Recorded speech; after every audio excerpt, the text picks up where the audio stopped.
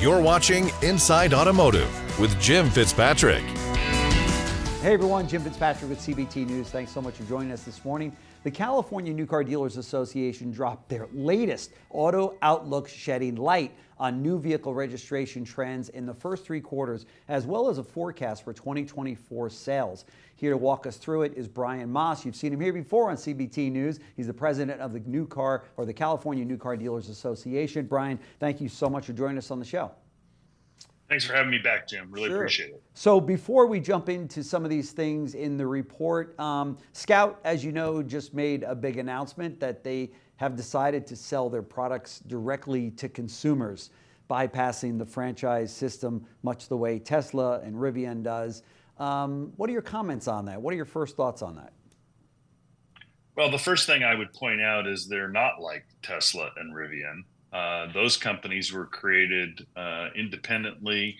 They're not owned by anybody else, and they sell directly to consumers. VW, of course, has hundreds of VW dealers all across the country. They've got Audi dealers, Porsche dealers, other brands. So we view VW's announcement a bit differently. In fact, we strengthened our franchise statute last year to make it clear that if a company has franchise dealers, they need to distribute their vehicles through those franchisees and not compete directly with them. Because, of course, VW will be competing with its own VW dealers. They'll be selling Scout vehicles if they're successful directly.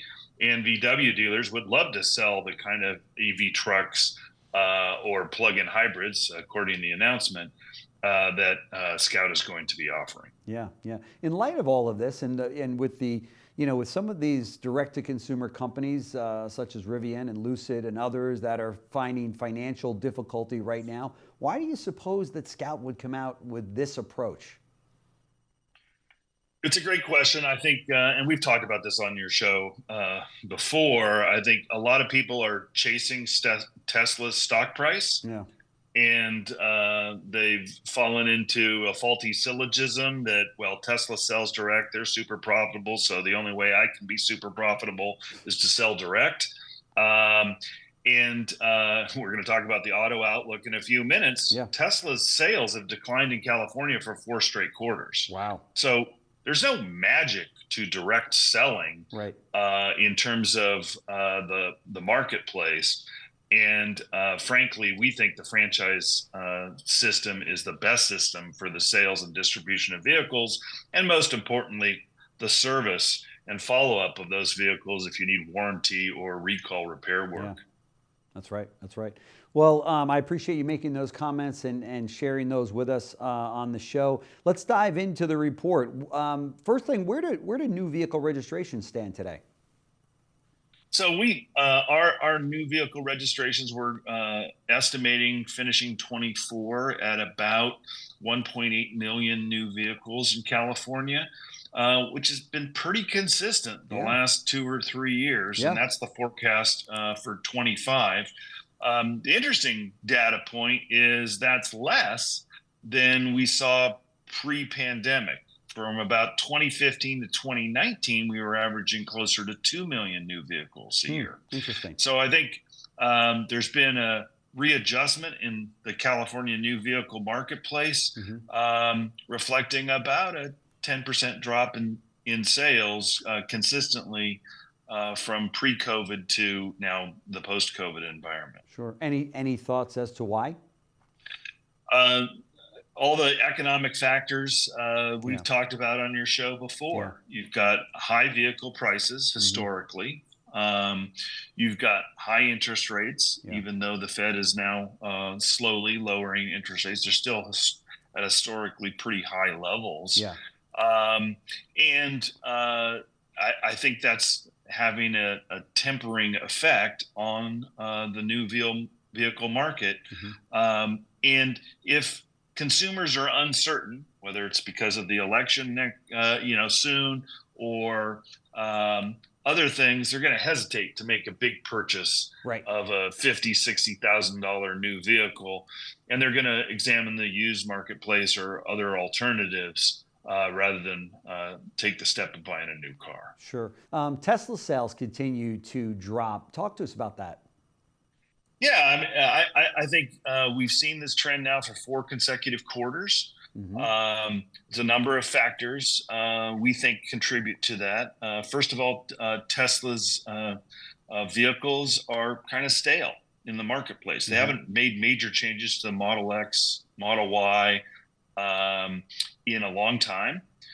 They've introduced the Cybertruck, but that's really a niche vehicle and isn't going to have mass appeal. So their product is a little stale. And then you contrast that with what the franchise OEMs are offering through our dealers. Tons of new product all across the spectrum. You can buy an electric truck. You can, VW's got their ID Buzz that's coming. So there's all kinds of opportunities and all kinds of product areas for consumers to buy electrified vehicles. And I think that competition is hurting Tesla, frankly. Yeah, I would agree. And they really haven't changed their models much over the last 15, 20 years, have they? No, and good for them. It's been a very successful run. Yeah. But one thing I've been in the car business representing the dealers for over 20 years. There are cycles, and Tesla may be in the downward part of their cycle. That's right. And they had a great run. It was fantastic, but things don't last forever. I mean, I remember a time when the Ford Taurus was the #1 selling vehicle in the United States. That's right. Yep. Are there any Ford Tauruses still on the road? I mean, when I first got into the business, the #1 selling car, and I sold them, was the old Cutlass. Was the #1 there you go. selling car. I mean, we're going back to the early 80s, but then the whole car company is no longer in business, right? So yeah, exactly. So everybody gets their time, hopefully, to really do really well. Yeah. But Tesla's going to have to change the product mix to be effective. And to be honest, if you're advertising full self-driving that isn't full self-driving, right, and you're talking about doing robo-taxis and all these other things, let alone what Mr. Musk is involved in with X and SpaceX and his other ventures. Sure. If you're a buyer thinking about, well, you know what? I know Mercedes or Ford or GM, they're going to be around. Yeah. Maybe I'll buy an EV from them. Yeah. As opposed to somebody that appears to be focused on other things. Oh, and look, if I buy a Ford or a GM EV, I can drive right into my dealership and talk to them about serviceability and having the vehicle taken care of, right?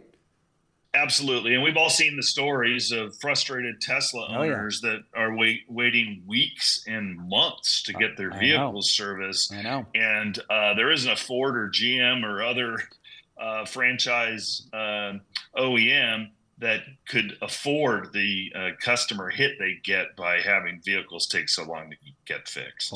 Boy, that is for sure. Hey, let me ask you this. This is I was just sitting here thinking about this, but you guys live in a blue state in California. Elon Musk has gone all in on Trump for his election. Do you suppose that's cost him some customers there in California that have said, hey, I don't want to be supporting this? Yeah, I think that's another factor. The kind of buyer that can afford to buy a $100,000 Tesla is probably a pretty engaged voter. And they're looking around and going, well, yeah, it was great 10 years ago when I was an early adopter of EVs. And it was cool to be driving around a Tesla and what have you. May not appear to be so cool with your neighbors in Santa Monica or San Francisco or some other places in California where you go, yeah, I'm not sure I'm going to do that. You know what? I'll wait for Mercedes EV instead. That's right. Yeah, you're right. It's people vote with their wallets nowadays, don't they?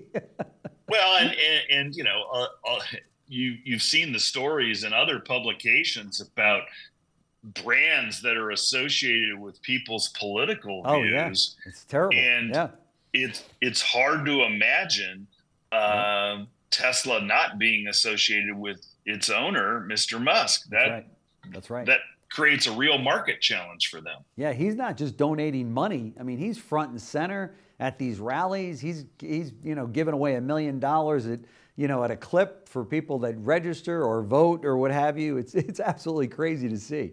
But of course, that's Elon Musk. He's hard to track and figure out, right? For sure. Yeah, no question about it. Well, thank you, Brian Maas, for taking some time. I know that you're away and you're at a trip out there with the other ATAEs from the western part of the country. So thank you so much for joining us on the show for this update. I know a lot of people get a lot out of it. So thanks so much. Always a pleasure to be with you, Jim. Thank you. Thanks. Thanks for watching Inside Automotive with Jim Fitzpatrick.